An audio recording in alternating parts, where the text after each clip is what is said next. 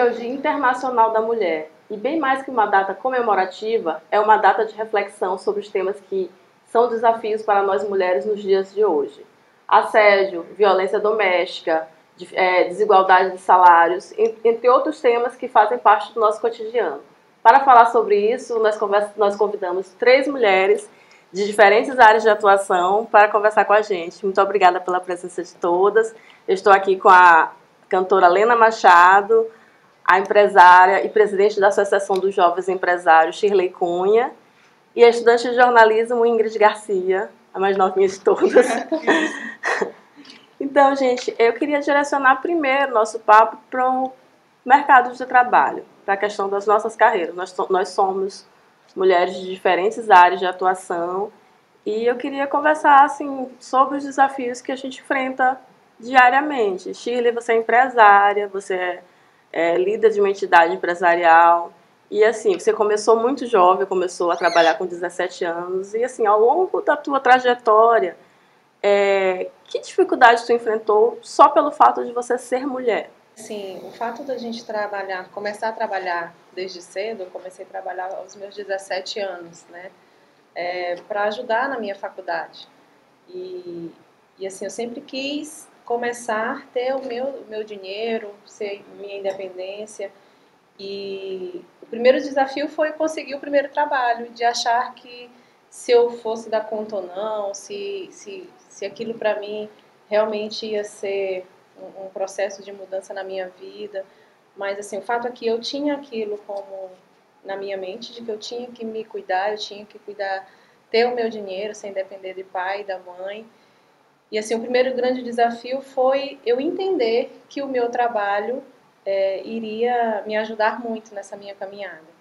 E comecei a trabalhar como vendedora aos 17 anos de idade em um shopping, numa ótica, e para mim foi assim uma grande experiência, né? Eu trago isso até hoje na minha vida como exemplo de tudo, a cobrança que hoje, que na época a gente não entendia, assim, muita imaturidade, começar a trabalhar cedo, e isso vem trazendo essa experiência para a gente, né, da gente ser cobrada no trabalho, e às vezes a gente não entendia certas cobranças, e hoje, como a gente está numa posição, né, que antes, hoje eu entendo a cobrança que vem do trabalho da gente. Então, o grande desafio foi realmente ter começado muito cedo e durante esse processo ter um grande aprendizado.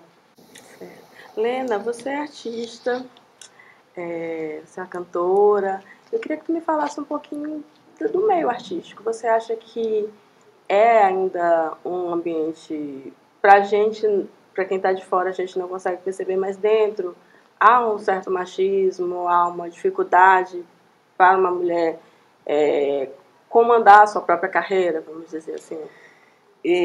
O meio artístico, na verdade, é um núcleo, né, dessa sociedade que, no conjunto, no todo, ela é machista, né? Ela tem, e quando a gente fala que a sociedade é machista, a gente não está falando só dos meninos, a gente está falando das meninas também, né? Que a gente foi educado nessa concepção de que homem é superior, mulher é inferior.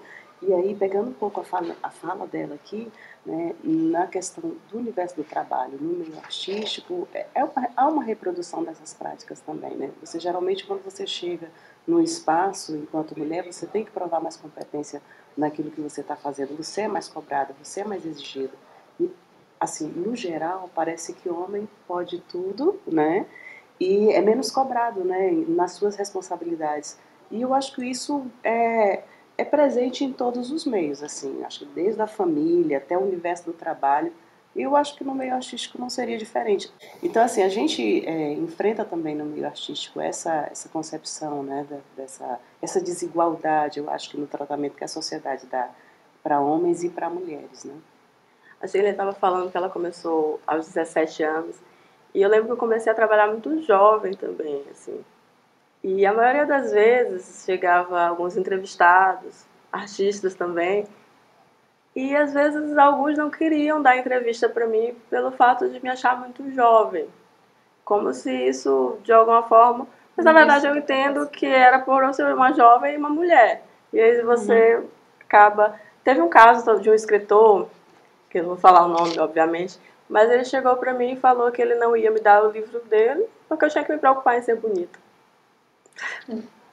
E, Ingrid, você é estudante de jornalismo. Eu queria, muito diferente da época que eu me formei para agora, eu queria que tu me falasse um pouquinho do teu desafio profissional, assim. Tu acha que a gente tem que enfrentar ainda muito machismo? Tu acha que melhorou com o tempo? O que é que tu acha? Assim? Olha, eu acho que o machismo a gente tem que enfrentar todo dia, né? Especialmente na nossa área de comunicação, que eu acho que ainda impera muito. E eu acho que, não que o machismo tenha diminuído, mas eu acho que as mulheres começaram a enfrentar ele de uma maneira diferente, especialmente na nossa área, porque o assédio ainda é muito grande. Então, é praticamente impossível tu ser estudante de jornalismo ou tu trabalhar na área de jornalismo sem sofrer algum tipo de assédio, né? E é muito difícil também pra gente, que é mulher e que se reafirma como feminista, né? Porque muita gente também não entende isso, o que é ser feminista. E eu queria dizer que o feminismo ele vai muito além do ativismo nas ruas, né? O feminismo é uma coisa que a gente precisa estar ali todos os dias reafirmando e é algo que tem que ser, que a gente tem que enfrentar o assédio, não pode se calar, tem que mesmo falar, denunciar, e é isso. Isso é muito sério, isso é um dado, assim, se a gente for pensar, a gente parar para pensar, essa é a ponta, são as mulheres que denunciaram. Mas quantas mulheres são silenciadas diariamente por vários motivos? Assim? Os dados de agressão, de violência contra a mulher no Brasil são imensos. Ontem eu estava pesquisando sobre isso. O Brasil ocupa o 5º lugar mundial em assassinato de mulheres, crimes de feminicídio. Isso é muito alarmante, assim. Então, o que vocês, na opinião de vocês, o que vocês acham que a gente pode fazer, além de estar aqui abrindo um espaço para um debate sobre esse tema, o que a gente pode fazer para que essa sociedade, para que esses dados mudem, essa realidade mude, assim, o que a gente pode fazer, assim. Claro que cada um fazendo uma parte, né? Assim, o que vocês acham que a gente precisa?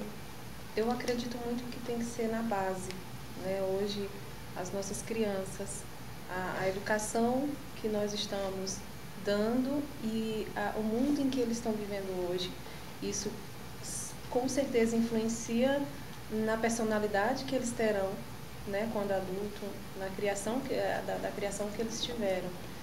E eu acredito que essa mudança ela tem que acontecer a partir da infância, da criação, do meio em que vive. Feminicídio não é um caso que acontece a primeira vez que a agressão acontece, já acontece o assassinato. Não, aquilo ali é um histórico de agressão. Várias agressões. Exatamente. Primeiro um tapa, e depois uma coisa mais forte, uma agressão de empurrão, uma agressão psicológica. Então, assim, tudo isso eu acho que tem que haver também a quebra do silêncio, né, como a gente está falando, mas também tem uma história aí que as instituições têm que funcionar, né? A gente também acompanha casos de mulheres que são agredidas, que são violentadas, que são assassinadas por seus parceiros, que têm um histórico de violência e que recorreram às instituições e que a situação continua na mesma, né? Então, as mulheres também que são vítimas dessas situações de violação e de violência, elas às vezes não encontram amparo, inclusive legal também, né? O agressor, ele continua livre, ele continua impune, e aí eu acho que é um pouco também da cultura machista a história da permissividade, né? E eu acho que a permissividade também não só social, mas também institucional. O agressor, ele não é punido, o agressor, ele não recebe o elemento da punição para evitar que a situação fatal, né, da tragédia mesmo aconteça. Toda vez que a gente vê um caso de assassinato de mulheres, houveram mulheres que recorreram às instituições e não receberam essa cobertura e essa proteção legal, né? Inclusive, então, isso é um dos motivos pelos quais muitas mulheres não denunciam ainda, porque elas exatamente. acham que não vai resolver. Não vai resolver, né? Não vai acontecer nada com o agressor, né? Então, e às vezes acha que se ela denunciar como não vai resolver, ela vai ficar mais vulnerável. Mais vulnerável ainda. Então, assim, a situação de vulnerabilidade que ela colocava, a situação de vulnerabilidade leva a mulher na sociedade a optar pelo silêncio também como elemento de resistência, às vezes. Né? E tem a questão porque você de fica você ficar totalmente desprotegida. Você denuncia o agressor e você fica mais desprotegida ainda, né? Então, assim, a segurança de que aquilo vai resultar em alguma coisa, né? Vai punir o agressor, também, como ela colocou, às vezes leva a mulher, eu vou ficar na minha, porque se a situação está ruim desse jeito, vai ficar pior ainda, né? Então são os vários casos, né? Inclusive a questão de você se expor.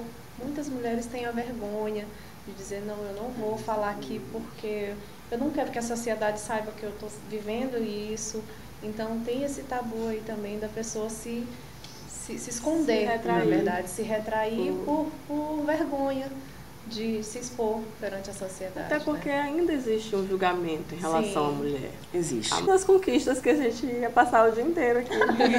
E a gente precisa ainda conquistar, só reivindicando né? aqui. Gente, eu queria agradecer a presença de todas. Foi ótimo o bate-papo. Muito obrigada pela disponibilidade, pela conversa. Eu queria agradecer a presença de todas vocês aqui. Obrigada. A gente que agradece o convite, né? E por mais espaços também como esse para fazer esses debates tão importantes a partir da cabeça das meninas também, né? Da fala delas.